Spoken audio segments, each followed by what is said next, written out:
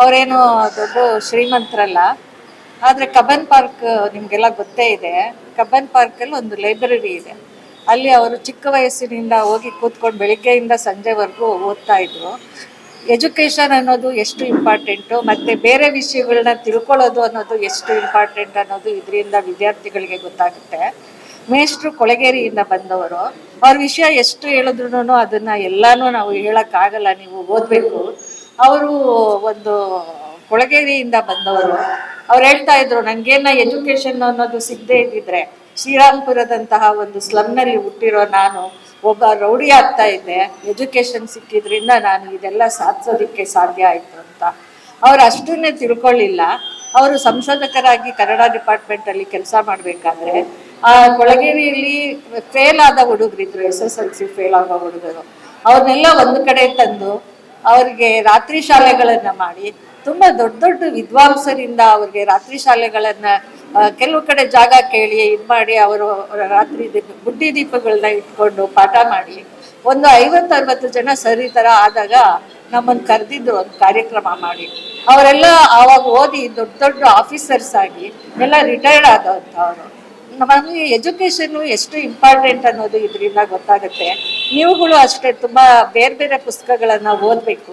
ಅಂದ್ರೆ ಸಮಾಜಕ್ಕೆ ಬೇಕಾದ್ದು ನೀವು ಮುಂದೆ ಓದಿ ದೊಡ್ಡ ದೊಡ್ಡ ಅಧಿಕಾರಿಗಳಾಗ್ತೀರಿ, ಆಗಬೇಕು. ಆದಾಗ ಈ ಕಾರ್ಯಕ್ರಮನ ನೆನ್ಪಿಟ್ಕೊಳ್ಳಿ, ನಿಮ್ಮ ಕೈಲಾದ ಸಹಾಯವನ್ನ ಜನಗಳಿಗೆ ಮಾಡಿ ಸಮಾಜದತ್ತ ಸಮಾಜವನ್ನ ಕೊಂಡೊಯ್ಯಿ. ಅದು ಭವಿಷ್ಯ ಇರೋದು ನಿಮ್ಮ ಕೈಯಲ್ಲಿ. ಈ ಮಾತನ್ನ ಹೇಳ್ತೀನಿ. ಮತ್ತೆ ಇದು ಸ್ಮರಣೆ ಕಾರ್ಯಕ್ರಮ ಆಗಿರೋದ್ರಿಂದ ಮತ್ತೆ ತುಂಬಾ ಜನ ಮಾತಾಡಿದ್ದಾರೆ, ಮುಂದೆ ಹೇಳೋರಿದ್ದಾರೆ. ನನ್ನ ಮಗಳು ಅವ್ರ ತಂದೆನ ಜ್ಞಾಪಿಸ್ಕೊಂಡು ಒಂದು ಪದ್ಯ ಬರೆದಿದ್ದಾಳೆ. ಅದು ನೋಡ್ಬಿಟ್ಟು ನಾನು 2 ಮಾತು ಮುಗಿಸ್ತೀನಿ. ಒಬ್ಬ ತಂದೆ ಮಗಳ ಅನುಪಸ್ಥಿತಿ ಹೇಗಿರುತ್ತೆ ಅನ್ನೋದು ಇದರಿಂದ ಗೊತ್ತಾಗುತ್ತೆ. ಊರು ಕೀರಿಯ ಬಿಟ್ಟು ಹೊರಟು ಬಿಟ್ಟೆ, ನನ್ನನ್ನು ಅರ್ಧ ದಾರಿಯಲ್ಲಿ ನಿಲ್ಲಿಸಿ ಬಿಟ್ಟೆ. ಇನ್ನೂ ಅಲ್ಲೇ ಕುಂತಿದ್ದೇನೆ ನಾನು, ನೀನು ಬರುವೆ ಎಂದು ಕಂದ ಕಂದಯ್ಯ ಎಂದು ಕರವೆ ಎಂದು ಜ್ಞಾನ ಭಾರತೀಯ ತಿರುವಿನಲ್ಲಿ ಕಾದಿದ್ದೇ ಬಂತು. ಕಲಾಗ್ರಾಮದ ಹಾದಿಯಲ್ಲಿ ನಿಂತಿದ್ದೇ ಬಂತು. ಯಾವುದೇ ಸಣ್ಣ ಸುಳಿವಿಲ್ಲ ನಿನ್ನದು, ಗ್ರಂಥಾಲಯದಲ್ಲೂ ಕೂಡ ಕೈದು ನಿನ್ನದು. ಹಕ್ಕಿ ನೋಟದಲ್ಲಿ ಈ ಜಗತ್ತನ್ನು ಕಂಡಿದ್ದವಳು ನಾನು, ಈ ನಡುವೆ ಗೋಚರಿಸುತ್ತಿವೆ 10 ಹಲವಾರು ಅವತಾರಗಳು.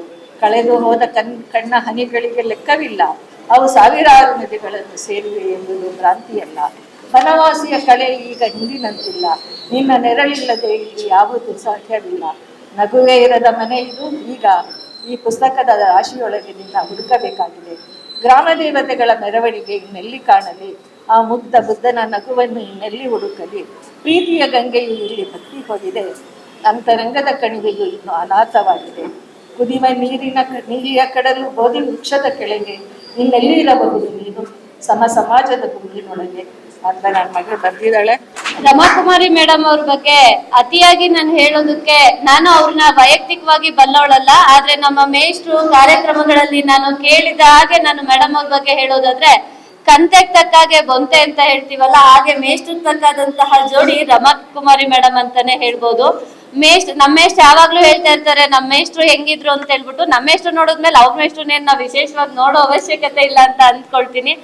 ಎಲ್ಲ ಯಾರನ್ನಾದ್ರೂ ಅವ್ರ ಮೇಷ್ಟ್ರ ಮನೆ ಪಕ್ಕದಲ್ಲಿ ಒಂದು ಹಾಸ್ಟೆಲ್ ಇತ್ತಂತೆ, ನಿಮ್ಗೆಲ್ರಿಗೂ ಸಾಮಾನ್ಯವಾಗಿ ಗೊತ್ತು. ಒಂದು ವರ್ಷದಲ್ಲಿ 2-3 ತಿಂಗಳು ಹಾಸ್ಟೆಲ್ ಬಾಗ್ಲಾಕ್ಬಿಟ್ಟಿರ್ತಾರೆ.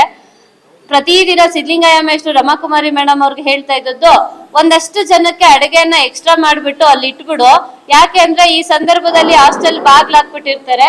ಕರುನಾಡು ಟೈಮ್ಸ್ ಚಾನೆಲ್ನಲ್ಲಿ ಸುದ್ದಿ ಮತ್ತು ಜಾಹೀರಾತು ನೀಡಲು ಈ ನಂಬರ್ಗೆ ಕರೆ ಮಾಡಿ.